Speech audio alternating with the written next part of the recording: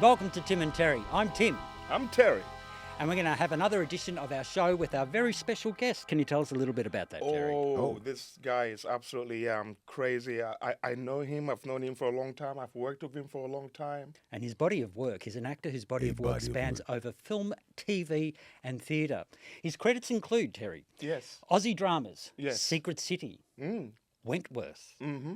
Wolf Creek, Mrs. Fisher Modern Murder Mysteries, I know. All Saints, say that again. Heartbreak High. Mm-hmm. He's also been in Hollywood blockbusters. Yeah, of course. Yeah. Star Wars 3, The Revenge of the Sith, Yeah. Matrix Reloaded, Man, he's been everywhere, man. and Matrix Revolutions. And Revolution. He's appeared have one in without the other. Mal's Last Dancer, Oh. Daybreakers, I think that was a vampire film, Yeah, I think and it was. Predestination. He's also been on US TV shows like Quantum Leap Yes. and The Fresh Prince of Bel-Air. Yes. No, yeah. Welcome, everybody, Christopher Kirby. Yes. Christopher Kirby. That was a long. Yes! introduction. Anyway, thank you for having me. Thank you for Thank you having for coming on the show, Chris. Every year, this guy sends me a happy birthday He does. on Facebook. Every year, I get a happy birthday from him. I get a happy birthday, too. me. Yeah. Well, listen. So thank you I'll for say the this. last 10 years. My thing is, when you get up, I think there should be something that you do outside of yourself. Yeah. Right. So, and whatever that something is, it should serve someone else. Yeah. And if me saying happy birthday to somebody first thing, right, regardless of whatever, how I'm feeling, whatever, to me that is kind of, and the thing is too, look, man, I've been in places where I've had a birthday and like I was either away, either filming or whatever, and no one really knew. You know what I mean? Yeah. And it's not like I'm not like a type of person who kind of, I'm not a big fan of people, praising and things like that. But at the same time, when someone kind of remembers, it warms your heart. Absolutely. Yeah. It warms your heart. You just go, oh, Yeah. oh, thank you. I didn't realize you knew, so, and if I could do that, and that sort of sets my day off, and then, there we go. And also, yeah. No, thank you for that, Chris, because No, thank you. I remember one year I was actually feeling like that, and I sort of got this message at about 2:00 in the morning, and I did reply, and I said, thank you, that's very, very kind. Oh, good, to, dude. to send me that. Oh, So, good. but I got one this year too, so, but at that point I knew Oh, you you were always coming. get one. Did you get one? Yeah, I got one. Of course you did. You got me. I know you do. You get me every year. I know I do. And I get you every year. I get you every year. And I'd be like, what do you want? I want some money. I would. All right. So, thanks for the happy birthday, but, hey man, is that a virus? Hey, look, Chris, when did you know that you wanted to be an actor? It's funny. Growing up, my mom and we used to just go to the movies. Like as a family, we used to go to the movies, but especially me and my mother, right? Even when, everybody else be doing something, oh, you want to go to the movies? Sure. And we just go see everything, whether it's old, new, whatever, like old revivals and things like that. I mean, that's how I saw In the Heat of the Night, right? For the first time. Oh. And I remember my mom was like, I could almost see her as a young woman, pre-kids and everything. She goes, oh, you got to watch this. Oh, Sidney Poitier. Oh, and she did just, oh my God, you got to, he's so handsome and that whole thing, right? And I'm kind of looking at her thinking, okay, but then I realized, oh my God, that's part of her. That's part of her history. That's part of her, growing up. And she wanted to share that with me. Yeah. Right? Yeah. And so I actually thought that was actually kind of special. And even the moment where there's a famous scene in it where there's a slap, right? Where, Sidney Poitier gets slapped and he turns to slap the homeboy back, right? Yeah, I remember and that. She's just like Man, that, I right? remember that. And I remember my mom just going, ooh, right? And I kind of went like, okay, right? I grew up obviously post, and as I said, my mom grew up in the South. So Yeah. there's a lot of things. She'd be like, oh, you can't be like, and I'm kind of like, oh, Mom, they got laws against that now. That whole thing, right? And I remember it happening. I'm going, yeah, damn right. He slapped, he gets slapped back. Yeah. Right? And then then the line next, he goes, did you see that? And he goes, yep. So what are you going to do about it? I don't know. Right? And Sidney Poitier's not saying a word. He's just looking, right? And he walked away, I remember. And then homeboy says, there Yeah. could have been a time well, I could have had you shot. Mm. Right? Mm. And then he walks away, right? And I remember thinking to myself, yeah, you damn right. You know what I mean? And he just walked off, and he walked off in his power and everything, right? And then when he gets outside, they're having a discussion. Why did you like da-da-da, you know? And then he's like, I can get him. I can get him, right? And you just saw, you saw actually his ambition in the character toward the thing. And I was like, ooh, damn. That's interesting. I think right? I want to do that. But you know, it's always that, but there's always a thing where, you know, you might want to do something, but people tell you can't, right? And I was, my parents raised me with a lot of self-esteem. Whether or not, if nothing else, you can always stand as a human being on this earth, regardless. No matter what's going on, there's going to be a lot of stuff people are going to tell you, are going to try to tell you who you are and things along that nature. But as long as you can stand and kind of go, no, this is me, right? That's really what's most important, right? And obviously, too, you're not hurting anybody else, you know, and you're kind of doing the right thing, you know. And so that's always been in the back of my mind. I was going through school and all that, and I did a play at high school, which I have to admit, it really kind of turned something on in me. But then I thought, oh, how am I going to make a living doing this, blah, blah, blah. You know, I was going through college prep, too, so, you know. Do you remember what the play was? Oh, dude, it was something that was written for our high school. I went to an all-boy Catholic high school. Oh, right. And our sister school had come together, and they wrote something and together. And I wasn't part of the drama club at that point, but they said, and there was this role. Now, listen to this. There was this role of a junkie, homeless junkie, who had to dry out to give testimony. Right? Now, listen to this. Right? One of the fathers. Catholic, you say? Catholic, right? One of the fathers who knew me, right, from like playing basketball and stuff. He goes, Christopher, the drama club is doing this play, you know, and I was reading this script and I thought you'd be perfect for one of the parts, right? And I'm thinking, oh, okay, right. So I go over and I'm reading it and I'm thinking to myself, what part of me did you think like done it up, right? But the thing is, I try to observe a lot of life, and as soon as I read it, I went, okay, I know who this is. I know, you know, you know, and so I ended up doing it, and it's funny how people react to you afterwards. Yeah, you know, you'll do something, and it's at first they'll be like, you know, it's kind of like, oh, okay, he's doing the thing, and people are excited, but then I guess when you are even, I guess, halfway competent in it, and then they kind of go, oh. And they just look at you different, right? And I literally, to me, it was like, you know, you do the thing, you do it the best of your ability, then you just walk away, right? Yeah. But then, you know, people from the time you started to the time you end, they changed. And I go, hey, no, I'm still the same, you know, person. And that became a life lesson. But I kind of went like, oh, and it filled a void in me that,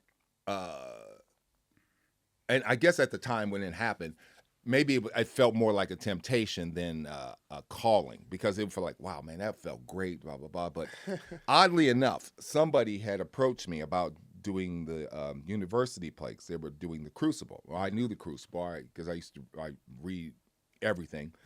And I said, oh, I know that play. You know, and so I said, you're going to audition? And I was like, no, man, I got, you know, and my dad was about to have heart surgery, you know, so I wanted to get back to the, to my room, find out what's going on. Yeah. And I remember this guy, and I used to carry my books. I used to carry my books literally like on my hip, right? And I have all these books, like I had them, you know, precariously placed, and I'm walking along. And I don't know how this dude did it. He was a tiny dude, right? He came up to me and he grabbed my books. He grabbed every one of my books without dropping one. And I'm thinking, what the, right? And he runs off into the theater. So I'm thinking, oh, great. You know, so I walk into the theater, right? And the director, who was having a very bad day, right? I walk in and he's standing up trying to say something. He turns around and he goes, yeah, you here to audition? Right? And I go, and before I can even form the words no, my friend is hiding out somewhere, right? And he goes, yeah, he is. And I'm thinking, And I said, I'm not getting out of this. Now am I got to do it. Right? And he goes, all right. And so I remember it was 8 pages. 8 pages. And I went like, all right. So I started reading it, right? And then something else clicked into me, which kind of really never happened. I actually got nervous. Yeah. And I'm thinking, and I'm reading it thinking like, you know, and I can't get it out, right? And all of a sudden I just go, I'm sorry. Can I get a couple minutes with this before they went, all right. You know, that whole thing, right? Yeah. 8 pages. Yeah. Exactly. You're like, Okay. All right, let's go. Right? Boom, boom, boom, boom, boom, boom, boom. I guess my ego got involved then. And so it was just like, okay, bam, bam, bam, bam, bam, bam, bam, bam, bam. Did it. After it was over, you could almost hear a pin drop, right? And I went, how's that? I guess that's, Right? yeah. All right. Go off the stage, grab my books, go back, right? A couple of days pass, and there's a knock at the door, at my door, dorm room door. So I open the door, and it's the theater director, right? Right. And he's sitting there, and then you know when you see somebody in a place that you're not used to seeing them, Yeah. Yeah, they're out of context. yeah, you Yeah. kind of go, What's going on? or what are you doing here, right? And I'm trying to piece everything together. Yeah. And he goes, where were you? And I'm thinking, what? Where were you? And I said, what do you mean, where was I? He goes, you didn't show up to rehearsal. And I'm thinking, what do you mean I didn't show up to rehearsal? And he goes, did you check the board? I go, what board, right? My mind's like, I'm like going, he goes, you got the part. I'm thinking, and I'm retracing everything that happened. I'm thinking, no, don't give me anything. And he goes, no, I didn't give it to you. You know, you started off, you sucked real bad. You took the time back, you know, to go through it. And then you basically put a nail in it. So, you know, you coming to rehearsal tonight? I went, I guess I am. I guess so. So, yeah, and basically that kind of started it. How old were you at the time? Oh, I was about 19. 19. 18, 19, yeah, because I Okay. started school early. Yeah, So I was, So being an 18-year-old kid, basically, Yeah. having a gentleman say that to you, how did it feel? Like you nailed it. well, it was interesting. I just kind of went, I mean, in the back of my head, I went, oh, okay, yeah, but I didn't really see it. You know what I mean? But, you know, if it's an opportunity, yeah, all right, sure, let's see how this works.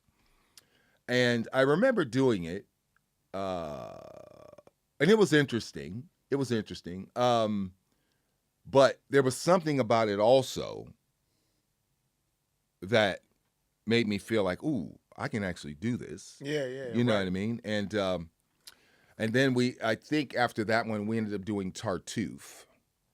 And I don't know what happened there, but something really clicked. And I was like, no. So I ended up winning the drama scholarship, right? And I was actually still playing basketball at the time. So I literally had to kind of make a decision. But it was touching me in a way that nothing else really did. Even sometimes sports can be political and all that stuff. And this, I mean, at that time, wasn't that political. It just seemed like it was just, you know, people there, and it was just effort. It was just, you know, effort, and merit was being paid off. And after that, I ended up getting a professional play, even before I finished graduation at the Old Globe, right? And I was like, oh, wow, this is amazing. So you start to see it in real time, right? And then my senior play, when I came back, they wanted to do Othello. Now I remember reading Shakespeare in high school. By the way, but hold on. All right. All right, let's talk about that a little later. All right. All right, but I remember, like, I've always took pride in able to read something and being eloquent and you know, forthright in, you know, what I say. And I remember the first time I picked up Shakespeare, Mr. Cross, God bless him. I remember doing it, and I was like, but, you know, it's in a language that we no longer speak. So literally my mind is going in front of it when really I needed to be here, right? I went, why do I sound remedial? I couldn't figure it out, right? And then I had to learn. It was like, oh, that's what it is, right? And so literally I was making it a lot harder than when I needed it to be. Yeah. But also too, that is weighing in the back of my head as I'm rehearsing the play, right? So literally I'm doing the professional play, having to rehearse Othello and doing it theater in the round. And so I remember we had our first dress rehearsal. And I remember I felt like I said, something's wrong. I felt like I wasn't, I felt like I was either behind step or whatever, but I said, something's not right, And then I figured it out. I literally figured it out as we're taking a bow. I was like, oh my God. That whole thing, right? And thank God it was a dress rehearsal. Yeah. So next night was opening night. And I remember I just sat there and just went through everything I needed to, and then we opened, right? And people kind of looking at me go, Chris, you okay? I go, yeah, I'm good. I'm like, didn't say much, right? Yeah. Didn't say much. But you get there, right? Because you're burning on a different level now. And then just, and even the young lady who was playing Desdemona just kind of looked at me and was like, oh my God. I was like, yeah, I said, yeah, I think I kind of put it together, but that's opening night. You're finally getting there. But sometimes, that's how it kind of works. You don't actually figure it out till you're kind of like, oh, that's what it is. Okay. It's like that moment when everything kind of just like, especially just before opening night, everything just drops in. When you just go, I get it now. But it's also a thing. It's also just piecing together that puzzle, And the puzzle's not always going to fit how it may. Like you'll do this thing, but you can have a different play or different role, and you have to approach it in a different way. Yeah. Because I think it's always touching different parts of you. Yeah. You know what I mean? And so yeah. Now let's talk about character for a little bit. How do you? Okay, now that you're extremely accomplished. How do you? No, come on, man. You know you are. Not really, but anyway, don't lie to me. Don't lie to me. We all know it. We just heard all the things that you've done, but the thing is that how do you create a character? The script is a blueprint. Yeah. And so, whatever is in that script, right? It's going to basically inform what I need to do. So, like, in order to develop develop the words. To make a full human being. Right. So it speaks to you. It speaks to you, but you're also always using parts of yourself. Look, there's no character that I've played or even Tim's played or you've played that you go, I don't know what it's about. Right. But sometimes, too, if that question comes up, maybe you don't know that part of yourself yet. Yes, exactly right. Yeah. You learn yourself from your characters. Yeah, because I think you're always constantly learning who you are. Yeah. You should be anyway. How do you go about preparing a role when you're offered a role or you win a role and you get the character brief, you get the materials, do you look at the character's intention? Do you look at where the character is in the world?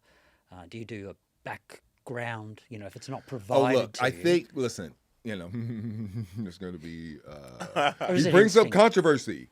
Look, I don't, I literally see what's required. Yeah. You know what I mean? But here's the thing. You can learn the lines, you do it, and you step on set. You really don't know what you're going to do until you're across from somebody. Yeah, and that's true. I'm definitely referring to like more or less film because in theater you get that time to rehearse and you get that back and forth. You know what I mean?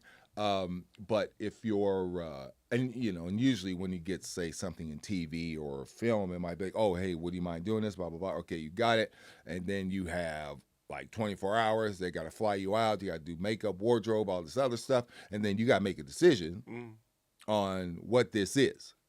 You know what I mean? And so whether or not if you're going to do, now I'm going to say this, you can't really repeat a performance. Now you put in an audition, okay, great. And it's okay, we like what he did, great. You can't really repeat it, right? You can circle around, but you can't really repeat it because that time's already gone, right? And there could be something in with the other actor that you kind of notice that actually helps you kind of come around the thing in a different way. I think the thing is you should always have more questions than you do answers. Is there anything that you'd actually really love to do? Like, is there a role that you'd think, that's a good one. Love to sink my teeth into this. Like, would you like to play a vampire? I think you do. I played a vampire. Oh, you have played a vampire. Okay. Oh man, look, I always listen, and as I said, the next role, and the question is, you like to play something that's I've always wanted to like be a Bond villain, like ooh, Oh, you'll be good at it too. ooh, Look at him. Bond Look at him. that's why I love playing Bossy Jim. Oh, right. Okay. So So, me and this you know, boy like, have done a couple of movies together. it's and just something that you just love to get gets a fire in You know, your it's belly. funny. I don't know. Listen, I'd like to do something that basically encompasses. Well, no, this is going to be kind of a stupid statement. All of humanity. Oh, I like that. Now, the reason why I say that is because sometimes we'll get roles and it's only like a little bit of something. You know what I mean? So, and you're kind of using like this part of you instead of maybe this part of you, if you know what I mean. Yeah. Oh man, look, the role I'd like to do something. I would like to do something that, well, I'm probably repeating myself, encompasses all of me. Yeah. I wouldn't mind, like, you see like a formulated movie, like let's say like a rom-com, but take that and flip it on its head, where it has elements of it, but then you're kind of rejecting all of it, right?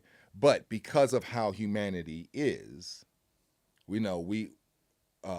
fate has a way of still bringing folks together, even though they may not get together, but it's the possibility, right? There's You talking about like serendipity or something like that? maybe Yeah. Okay. something along that nature. You know what I mean? Yeah, I Where get it. it's not so on the nose, Yeah. but it's it's kind of doing this. And you it know what I mean? worked, and it And it yeah. keeps, and it's a puzzle. Mm. It's a puzzle. I'd love to do well, look, Easy Rollins. I'm thinking. I'm going back to what's his the guy who wrote, was it Charles Barnett who wrote Which movie? Devil in the Blue Dress? Oh, That author. that was a good one. That wasn't author. Right, but that's a series of books. Right? And obviously it's historical, but it's also he's a detective. it? Mm. Right? Going through, I would love to turn one of those into into a thing, because the thing is, you oh my God, you're going through jazz, you're going through oh my God, and it's fantastic, you know what I mean? So I wouldn't mind grabbing one of those books and turning it in. Or like right now, I'm trying to put together a well, with the help of, obviously, it's I actually jumped on board, but I did a documentary years ago called Salute, which was about the 1968 Olympics, where the Black Power Yeah, salute the was Black like, right? yeah, Well, that's right. the guy up front, the white guy who came in second, he's Australian, right? Yeah, and Peter Norman. and he didn't. Right. What did he do again? I remember, like, he didn't. Well, what happened was he didn't do that, but he wore the pin. Yeah, He wore the freedom that's right, pin, right? that's So right. that's, they got all that stuff. And I mean, to be honest, look, he was just kind of doing the right thing. And he suggested, because they only had a glove, somebody forgot to bring their gloves. And so he suggested that, well, why don't you wear the right one, you wear the left one, and then basically you can still do it. Yeah. Well, we're turning that into a film now. Oh, I'm trying to turn that into a thing, right? And so, blessing. yeah, and That film needs to happen, I think. but Was that Mexico City? Was that those Mexico Olympics? City, Yeah. 1968. Yeah, 68, yeah. And they actually had, and before then, right before then, there were student riots in Mexico City, and they were trying to cover it up with like placards, right? Yeah. But behind the scenes, man, all hell was breaking loose, And so, it's obviously, what was that? The Summer of Love was 68, 67, 68. And it's kind of funny how they say that, right? But there was also a lot of stuff going on. It's yeah. So we're trying to turn that into a film, and there's a couple of other things that we're. I mean, look, there's always irons in the fire, if you know what I mean. So, Yeah. but that, I mean, listen. Yeah, just something that encompasses, I guess, all of my humanity. Maybe Yeah. I should put it that way. Yeah. I Going like back that. to that question, All about, yeah. Then he goes off here, then he comes back, and then anyway, yeah. I was looking at your list of credits that you're doing, there was Mm-hmm. a film there called Iron Sky. What can you tell us a bit? Oh, that was amazing. It sounds cooked. What? That Like was it just amazing. sounds wild. That Have you was watched crazy. it? I've Have you? watched Now it. I'm going to. Hey, listen. I'm going to I've say watched this. it. I'm I've going to say watched this. it. I'm going to say this right now. Right. I personally think the Republican Party actually watched that movie to actually kind of get their campaign going to get Trump elected. I had never heard of it, and when I was reading it about it, I'm just thinking, No, Oh, it's listen. crazy. It's It was nut, crazy. it's a nut. What's it about? Well, it's supposed to be a comedy, but Right. it's It wasn't a comedy for me. It wasn't a comedy at all. That's well, the thing is, worst thing to say about a comedy. it's well, yeah, but it's a thing of it's and Lord knows I wasn't playing it like a comedy. It's a movie about what would happen if a certain group of Nazis ended up colonizing the moon, and then we ended up going to the moon, and I go up there as a publicity stunt, as a what was that? I was a black model. I think I figured, yeah. So, and we go up there, and the real astronaut gets shot. I get captured, Right. and and then it's they want to come back to Earth to kind of get this this thing to help power their main spaceship and all that stuff. And I reluctantly sort of go along, and then end up homeless and whatever, and that whole shit. Homeless But Homeless on the moon. it's a madcap. Yeah, it's on the moon, but it's a madcap premise. Yeah, it's nutty. It's nutty. Look, There's a big. There's, at the we went to the premiere, and it was like Angelina Jolie was there with Brad Pitt. That's how long ago that was. And I remember I'm sitting there just kind of going, well, I hope you enjoy the movie, the whole thing. And I apologize if you don't. And yeah, it's mad. It's And who was you that? know what? Listen to this, man. I just got through doing I did the speech maker here at MTC years ago, right? And so I remember afterwards, somebody had introduced me to Jeffrey Rush. Now I'd seen him around, but he introduced me to him, and so we're talking. My friend goes off, and I'm sitting there talking to Jeffrey Rush. We're talking about kids and all that other stuff, blah blah blah. And then somebody walks up, one of the people from the bar who's cleaning up. He's doing something. He goes, "Oh my God." He goes, "I love you in that movie." And I'm thinking, oh, he must be talking. So I take a step back, right? And then he goes, "Were you in that movie Iron Sky?" Right? And I go, Jeffrey Rush is right there. and I'm like going, like this, right? You know what I mean? Do you know who this guy is? And so I'm like, yeah. And he goes, "Oh my God." And this dude, like, literally does a dissertation on the movie, right? I'm like, oh, okay. And I'm a little embarrassed. I'm like, yeah, but I said, "Have you met Jeffrey Rush, Academy Award winner?" And then, and he goes, "Oh, just thank you." I said, "That's all good, man. Don't worry about it, blah, blah, blah." And he actually asked for an autograph and all that shit. I'm like, wow, all right. And then he goes off. And then Jeffrey Rush goes, "This movie, Iron Sky," and I go, "That's cool. Yeah, you don't have to watch it. It's all right." I'm like that, right? Like, oh, it's cool. so have you? You know what I mean? Yeah. Have you found that so it's become like a cult sort of? It's a cult. It's got its fans. Oh, it's very sort of cultish. thing. Very cultish. So you also did Star Wars. Do you get, is there an action figure on your character that you know? I know of? I have a card in Star Wars. Okay. I'm I'm not sure. They might have made a action. Actually, they have. I've seen it. It's somebody took a photo of it. Yes, they have.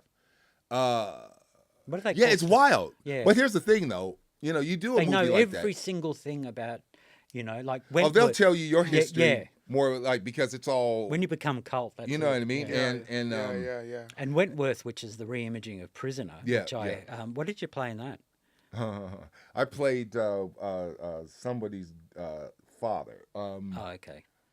Do you remember the character? Because I used Bryant's last name. I couldn't remember. I couldn't tell you. Judy Bryant. Maybe yeah, Judy. Yeah, it might have been Judy. Yeah.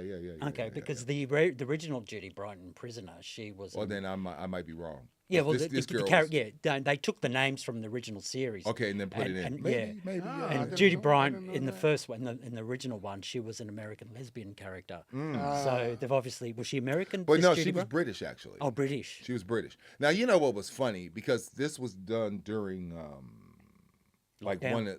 it was done like permission during lockdown to film, right?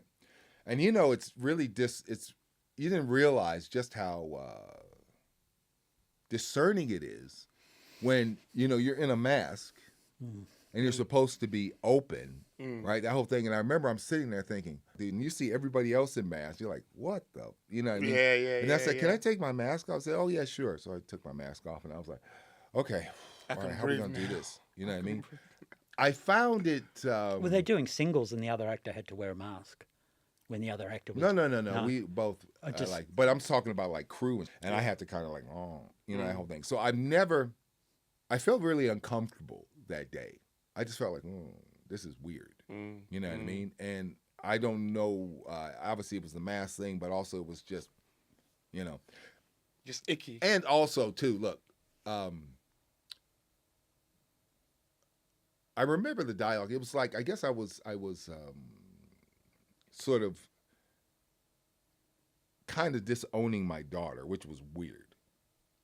Which is What, the character? Yeah. Oh, it was kind of like I was telling her what the parameters and all, but kind of disowning her at the same time. Like, bro, you know what I mean? And so, and I mean that's your job. You gotta make that live. But at the same time, I remember kind of thinking, shit, I wouldn't tell my daughter this. I'd be like, all right, what do you want?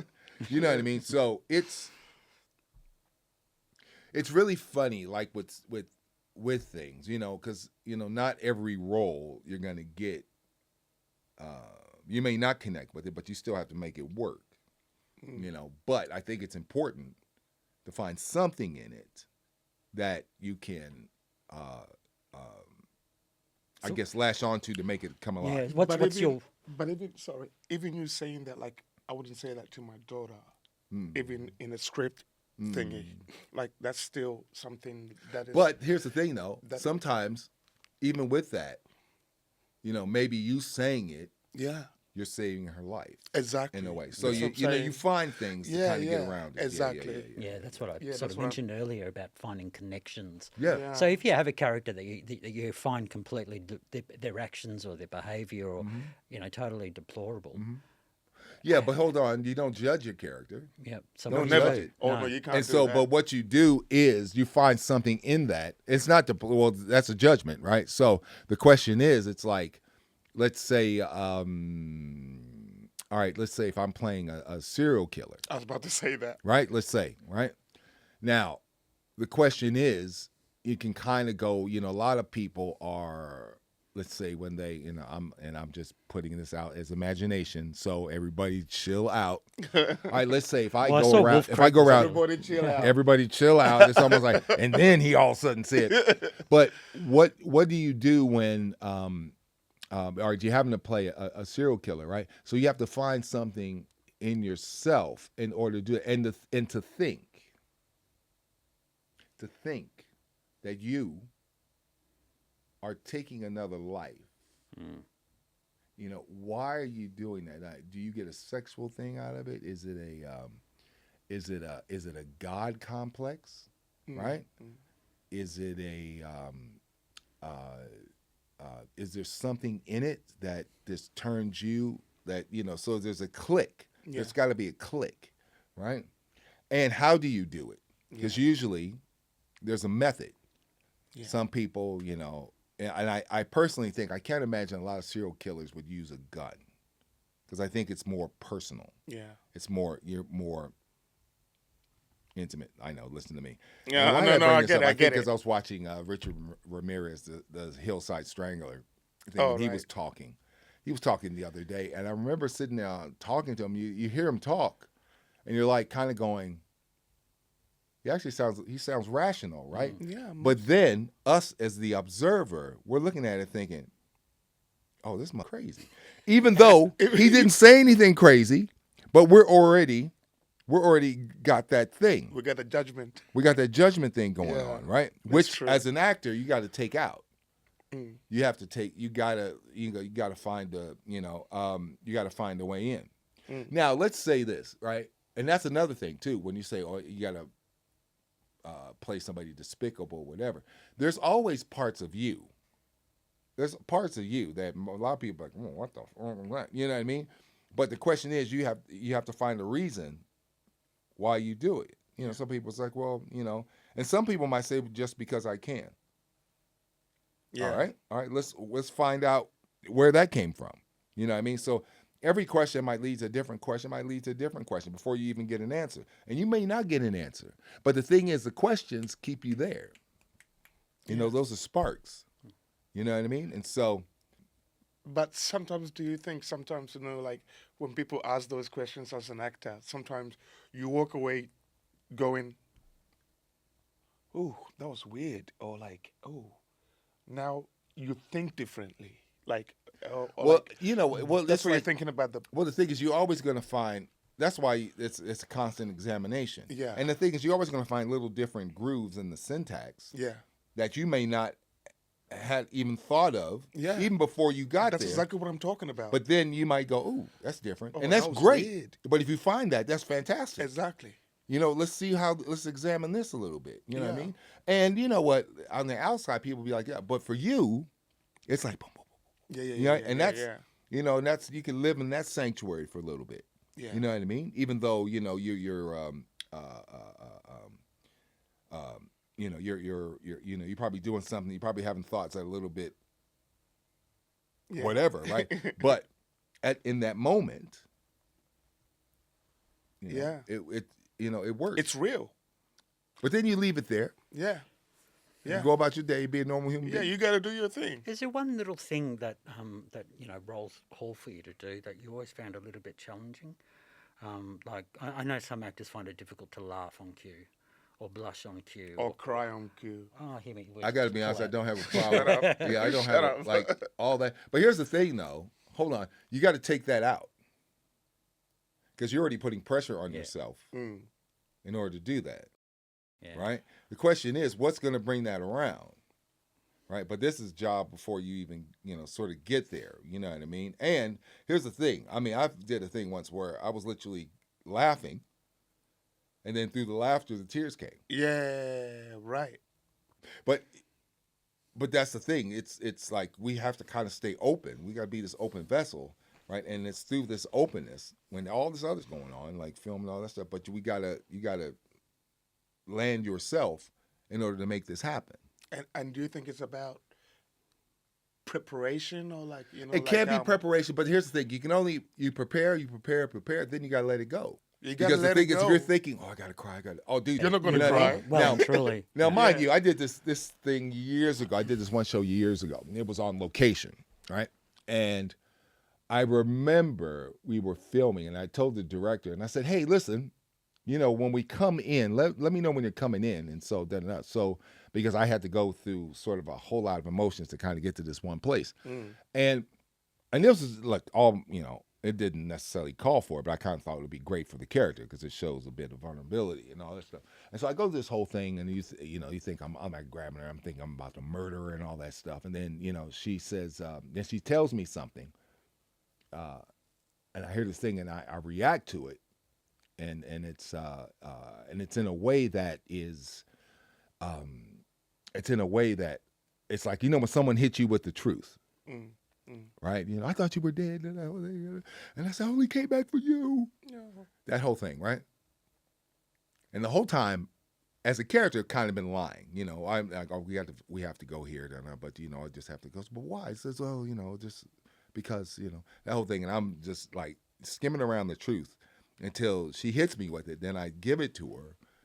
And then literally I just remember just sort of dropping to my knees, and I'm telling her the rest of this story. And it was almost like I did all this stuff for and I had to make a deal in order for me to come back, but the deal is I got to bring you back to all this other, with me, and then we could be together forever. And she goes, well, I can't do that. And then you got to switch back. And so you go from this thing of almost madness to the just most vulnerable place you can go to, right? And then when you don't get what you want, then you kind of go back to well, fine, you're gonna die anyway. That whole thing. So it's multitude of things you're going to go through, right? And sure, you might prepare, and you can prepare all you want. Right, but all that might go out the window once you get there, and you think, "Oh, okay," I mean. But the thing is, it's just staying open. And look, and to me, the most important person is the other actor. Yeah. Most important. right? And so if you can, and I'm not saying you don't even have to get along with them. To be honest, you really don't. But you both have a job to do, right?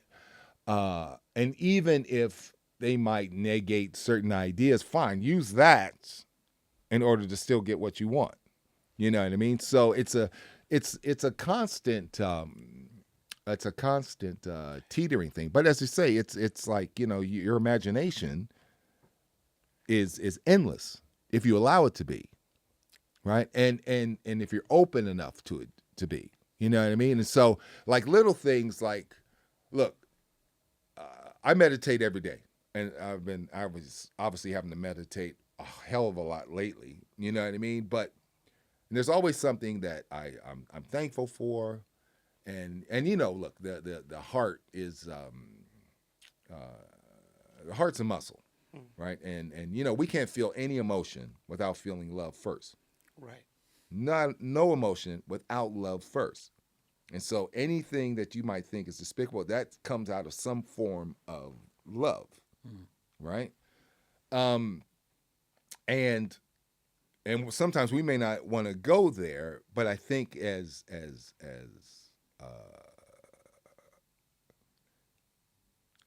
purveyors of the truth,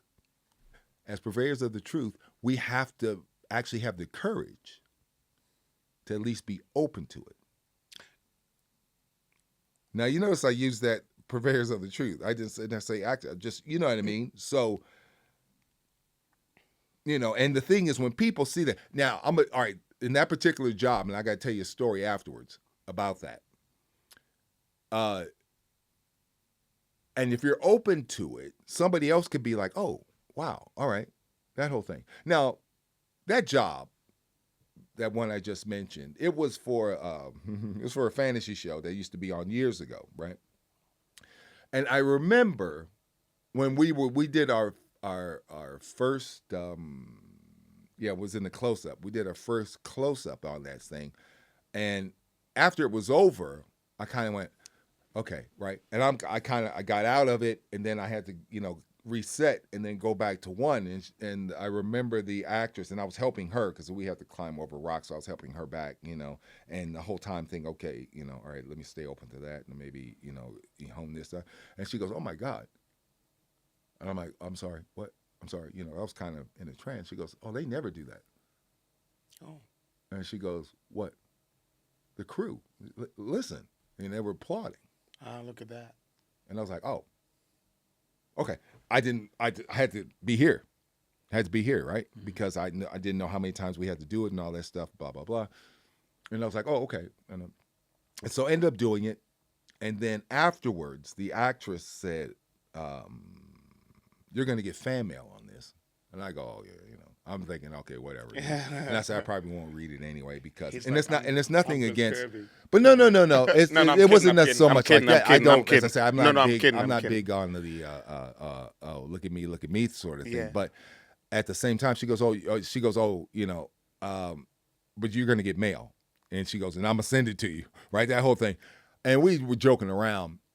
And I remember I was getting a couple of things. I didn't pay any mind to it. And then she sent this one, and she goes, and she called me, and she goes, Chris, you have to read this one, right? I'm going to send it to you. You have to read it. Now, you got to promise me you got to read it. And I was like, okay, all right, whatever, right? So this letter comes. It's in the envelope now, but it was actually in the letter, right, that had been opened. Right. Obviously, everybody else read it. And I remember I was reading it, right? And as I said, sometimes you just think, okay, no one's going to see this. It's kind of stupid. Like, you know. But somebody's always watching, right? So there's one guy. He wrote a letter, and it was double-sided, folded over, and it was about that thick. I couldn't tell you how many pages it was, dude. You know, and I'm going through it, and I'm thinking, no, and he was going through a very hard time. A very hard time. He was about to lose his job. He was estranged from his wife and kid. And on this particular day, he was thinking of doing something really stupid, really, right? He was preparing for it. He didn't know what he was going to do. He didn't know whether or not he was going to take pills. He didn't know whether or not, like, literally preparing for it. He says, he had decided by the time a certain time had happened, he was no longer going to be here.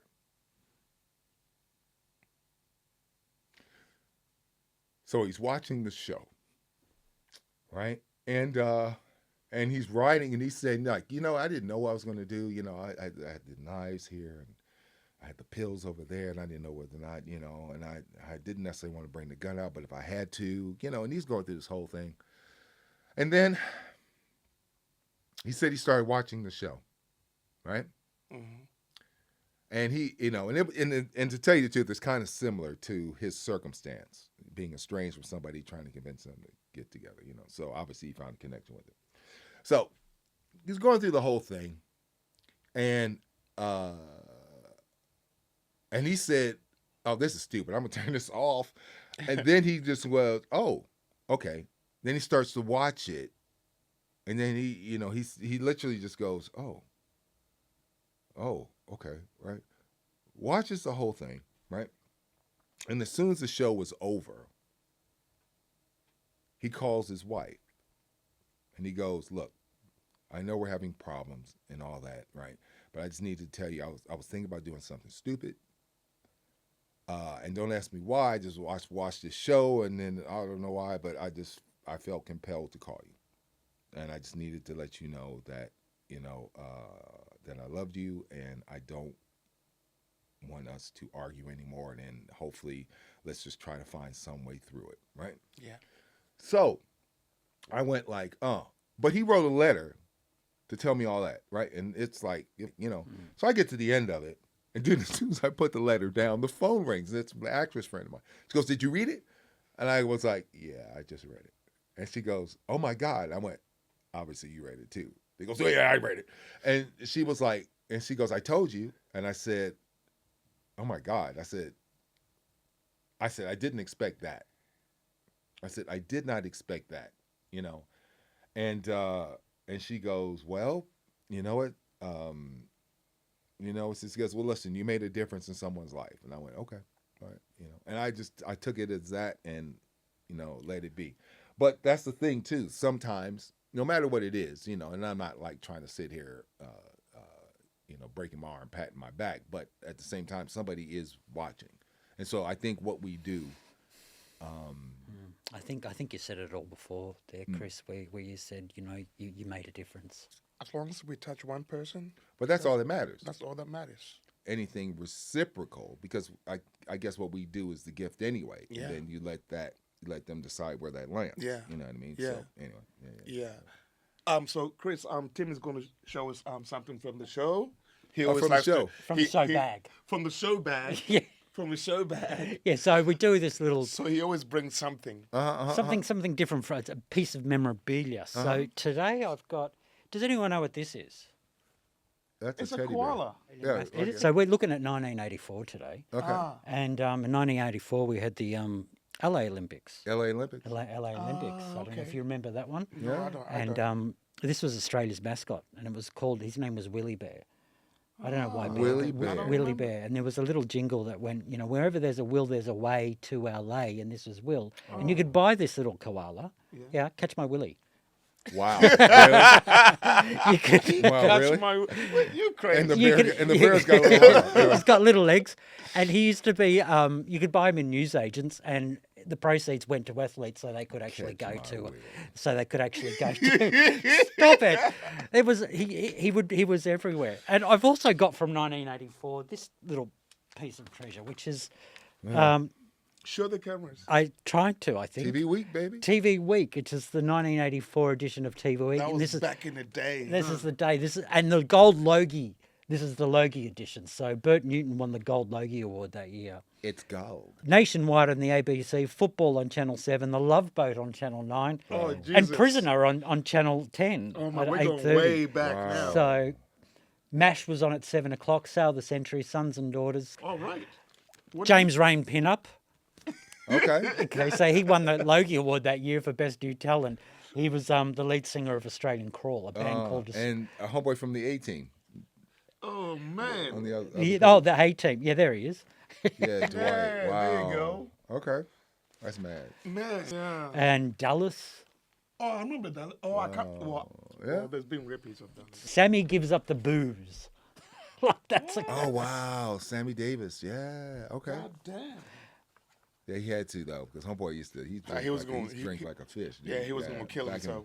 back Just in the for Rat alcohol. Pack. So that's our thing for today. So have a look at the TV week. Enjoying the cuddle with Willie Bear. Enjoy the Willie. Look, from me, Chris, thank you for coming in today. Seriously, No, thank you it's for been having me. I really hope great. I wasn't too long-winded No, it was going perfect, off on Chris. all Everything sorts you of said stuff. was absolutely perfect. We're so happy to have. We're blessed actually to have Yeah. you here. No, it's been really And cool. so we really want to express thank you so much. My dream now is for you to be Bond and me to be the villain. Oh, see, he's How about Well, that? one, you know, I trying to won't. audition No, himself. I think Bond. I think Bond will always be British. I believe. no matter what, no matter I think. what. Yeah. Look, thank you again. Let's give him a clap. No, thank you, man. Thanks. Thank you guys Thank you for having me. guys. Thank you so you. much. I appreciate We it. Appreciate it. appreciate Thank you. It's gonna be amazing. It's gonna be amazing. Yeah, it's gonna be amazing. I love So thank you for joining us on TNT. TNT. Subscribe from here down there. Please click, do. give us a click, give us a like, We've got a whole Give lot of something. great. Give something. give us something. Give us something. Exactly. Give him something. We've got a whole lot of great artists coming up very soon. So please just subscribe, like it, and Share. we'll see you. Do what you got to do. Have you really back? All right. Thank you very much, ladies and gentlemen.